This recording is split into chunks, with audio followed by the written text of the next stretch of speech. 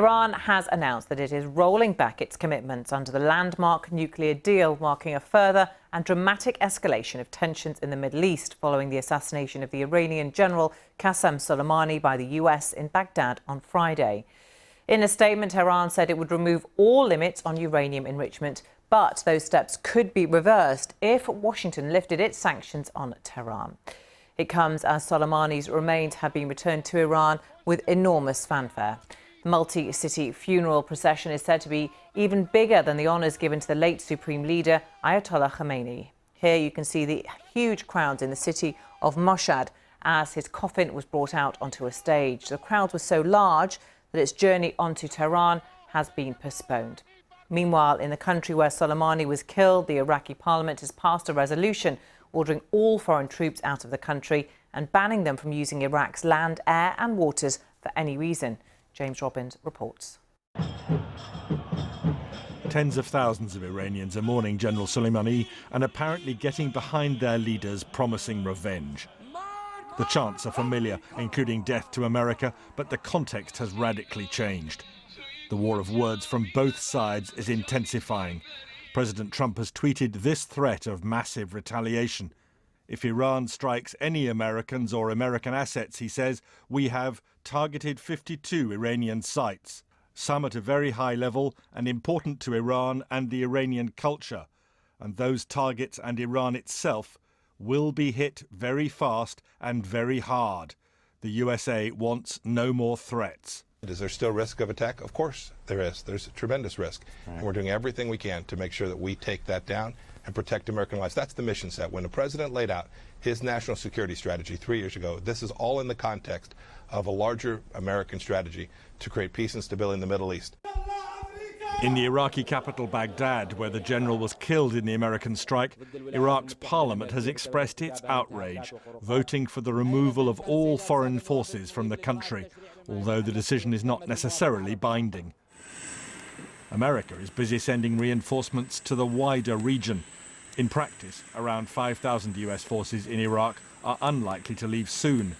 But the US-led coalition has announced a pause in training of Iraqi forces and operations against IS or Daesh. The whole focus now will be on protecting its bases. James Robbins, BBC News. Let's get a reaction from Washington now. Jane O'Brien is there for us. Jane, welcome to you. Tell us more about what Mike Pompeo, the Secretary of State's been saying.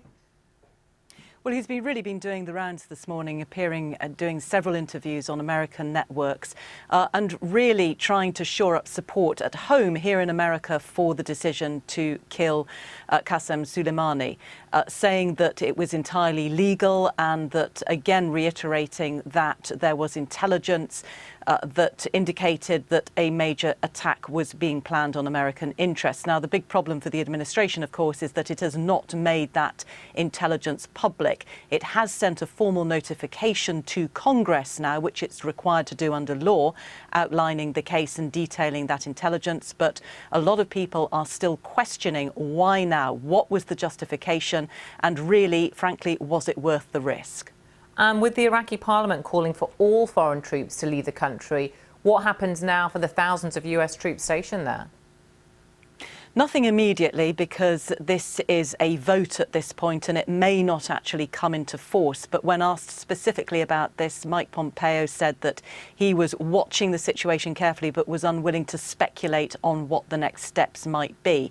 As far as Donald Trump is concerned, and his supporters probably wouldn't be heartbroken at troops coming home anyway, because a lot of them are questioning why American forces are in the Middle East in the first place. And Donald Trump himself is not an interventionist. But in practical terms, if they were removed, then that would clearly lessen America's influence in the region, give Iran more of an opening, which is again another contradiction with the policy that the administration appears to have adopted at the moment. And it would mean that America was less effective in its mission to reduce the power of Islamic State. Jane, within the past hour, Iran announced that it's rolling back its commitments under the landmark nuclear deal, a deal which, of course, Donald Trump walked away from in 2018. Have we had any response, do you think we will, on this? No response as yet, but the White House, the administration, has always maintained that Iran wasn't in compliance with the deal anyway, so I don't think there will be much surprise. I think this is of more concern to the Europeans, who've been trying to keep Iran within the parameters of the agreement, even as the US walked away from the deal. OK, Jane O'Brien in Washington for now. Thank you.